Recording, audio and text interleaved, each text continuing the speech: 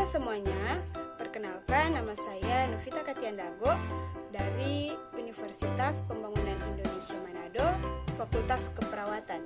Di saat ini saya akan menjelaskan mengenai etika keperawatan, di mana video ini saya buat untuk memenuhi tugas ujian tengah semester dengan mata kuliah konsep dasar keperawatan oleh dosen pengampu Nurse Engri Nindi Eskep MKes.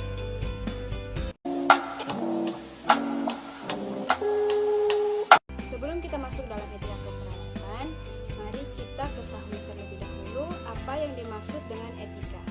Etika berasal dari bahasa Yunani etikos yang berarti adat istiadat atau kebiasaan.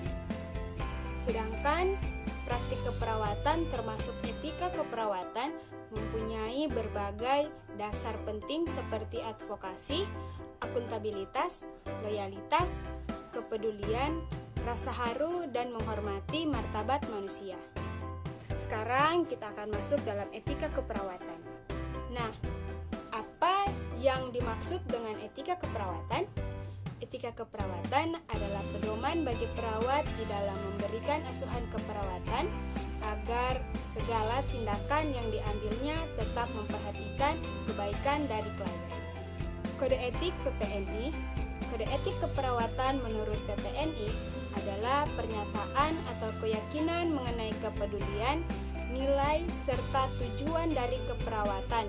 Penjelasan sederhananya, kode etik keperawatan adalah pedoman standar untuk mengatur tindakan atau perilaku perawat dalam kerangka kerja dan pengambilan keputusan secara profesional. Ada 8 prinsip kode etik keperawatan. Yang pertama, otonomi atau kemandirian. Sebagai seorang perawat yang profesional, haruslah mampu berpikir logis dan cepat dalam mengambil keputusan. Selain itu, seorang perawat juga harus menghormati dan menghargai orang lain, khususnya pasien. Yang kedua, beneficence atau berbuat baik. Berbuat baik harus dilakukan kepada siapa saja tanpa membeda-bedakan, khususnya ketika sedang memberikan pelayanan keperawatan kepada pasien. Yang ketiga, justice atau keadilan. Menjunjung tinggi keadilan harus selalu dilakukan oleh para perawat. Sebagai contoh, ketika ada pasien baru masuk dan di waktu yang bersamaan ada pasien yang membutuhkan bantuan segera, maka perawat harus segera mempertimbangkan berbagai faktor sesuai dengan asas keadilan. Yang keempat, non-malfeasance atau tidak merugikan.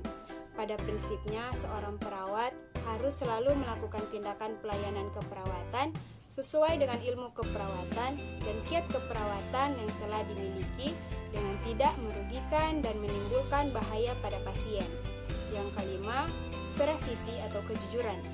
Bagaimanapun kejujuran harus dimiliki oleh semua orang. Pada seorang perawat, kejujuran adalah hal yang wajib diberikan kepada pasien.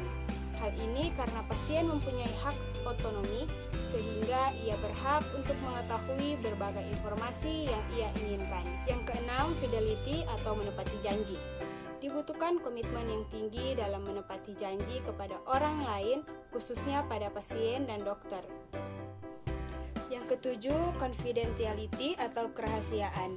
Perawat harus benar-benar menjaga kerahasiaan yang dimiliki oleh pasien meskipun banyak orang yang mendesak untuk membeberkan informasi mengenai kesehatan pasien. Yang kedelapan, accountability atau akuntabilitas. Tanggung jawab seorang perawat amatlah berat. Hal ini karena setiap tindakan yang dilakukan oleh perawat kepada pasien harus sesuai dan tepat tanpa kecuali. Kita masuk dalam tanggung jawab perawat. Tanggung jawab perawat terbagi atas 4. Yang pertama, tanggung jawab perawat terhadap individu, keluarga, dan masyarakat. Yang kedua, tanggung jawab perawat terhadap sesama perawat dan profesi lainnya. Yang ketiga, tanggung jawab perawat terhadap profesi perawatan. Dan yang terakhir, keempat, tanggung jawab perawat terhadap pemerintah, bangsa, dan tanah air.